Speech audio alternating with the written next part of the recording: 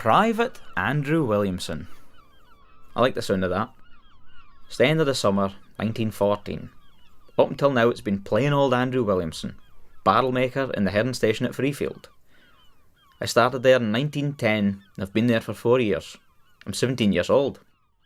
I've just signed up for the Territorial Gordon Highlanders Shetland Company. Part-time of course, just today. Me and two of my pals went up to Drill Hall Market Street and signed the paper. A lot of boys have signed up for the Royal Naval Reserve, but it's the army for us. War's been breaking out in Europe. Germany's invaded Luxembourg and Belgium.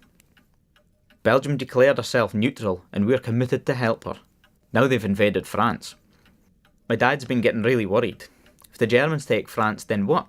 Us next? We have to stand up and fight this German aggression.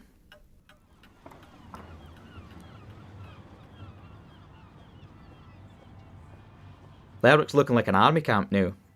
There are blue and khaki uniforms everywhere. Enlisting seems to be the right thing to do. Some of the boys see it as a way to get off Shetland and try something different. Some even like wearing the uniform, the kilt and all that. Whatever the reason, we're in now. Quite a few of the boys have been territorials for years now. Terriers we call them. We've been training every Tuesday night, sometimes in the mock trenches up the Steny Hill, sometimes out at the Asta shooting range, sometimes at the Blackgate shooting range. Sometimes the Scalloway Company would meet up with the Lerwickians and we'd have a training battle out at Hollanders Now, trying to outmaneuver each other. Sort of like capture the flag, but everybody has guns firing blanks of course. A lot of the Shetland boys are well used to working with guns. We also march. A lot. Route marches from Lerwick to Brindiston in full army kit. Sometimes the weather's terrible and you'd rather be home before the fire. But it's all necessary. We train at all sorts of things. Arm drill, musketry, signalling, saluting, digging trenches, camping, even tug of war. Anything to get us fit. Fit for a battle. The drill sergeants are sent for South. They don't mess about.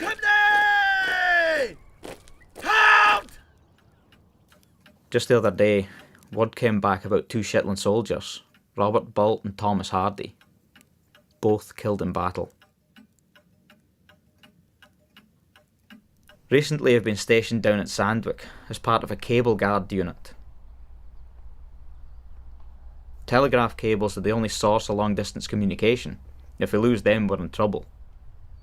The post offices are open night and day now, so they can receive messages straight away. We also watch for submarines. U-boats are out there, waiting to sink any Allied vessel they can. If the Germans can take Shetland, it would be a really important foothold for them. Summer 1915. We've been told to be ready to go any day now. We're heading south for more training, and then on to Europe and the war. The call came late on in the week that we were going on Sunday. So here we are, assembled at the garrison. Full kit, ready to go. It's been a busy day getting our stuff ready. 6:30 PM and all 250 of us marched down and through the town, along the esplanade. The pipe band marching with us. The whole of Shetland seems to be here, lining the route. Everyone is cheering and looking happy, but you could tell they're worried. No one wants to see us go, but they know we have to. The whistle blows and the ship leaves Victoria Pier. The brass band strikes up. A lot of folk head out to the nab and wave us all goodbye from the top of the hill. I swear I can see Mum, Dad and Sister standing there, waving handkerchiefs. They wave until we can't see them anymore. The next day were boat stops in Invergordon, where some of the men disembark to guard munitions sites at Greenock. I'm with the group that's bound for Scone Camp Perth, where most of us will be put through more intensive training over the next few weeks. The days are long and hard, but are brightened by letters from home. Mum and Dad tell me the news, and even send a few bannocks, to the delight of everyone in the dormitory. November 1915. We're set to travel by train to Southampton, then on to France, and the front. The send-off in Waverley Station's unforgettable. On the platform, we're given steaming hot tea and sandwiches before we board the train. Friends arrive with parcels of good things for the men. On boarding the train, a shout goes up from the crowd, "3 cheers for the Shetland boys!" And the crowd responds in the usual manner. The whistle blows. The train, with gathering speed, steams out of the station. Hands wave, handkerchiefs flutter, and we're on our way to a military centre, and thence to the front.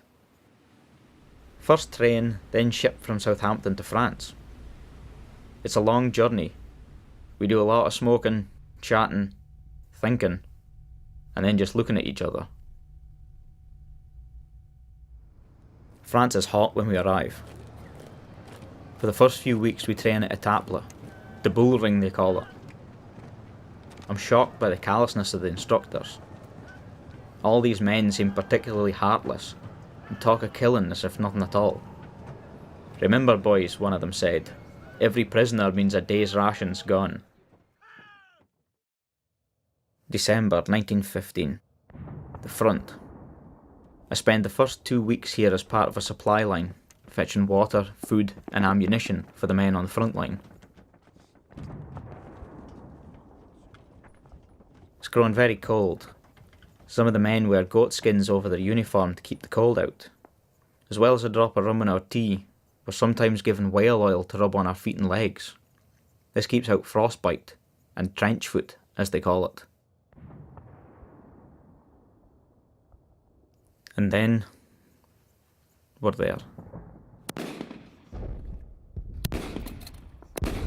The front line. The noise of constant bombing and shooting is deafening. The wailing of injured men. The rumble of the German machine guns. Suddenly there's silence. And then the sound of a skylark. That sweet song you hear so often during the summer on the hill in Shetland. And here I am, knee deep in freezing mud, ready to climb out of the trench, push forward, through the barbed wire and the flooded bomb craters, just waiting for the sergeant's whistle, the signal for us all to go up and over. Any minute now. Any minute.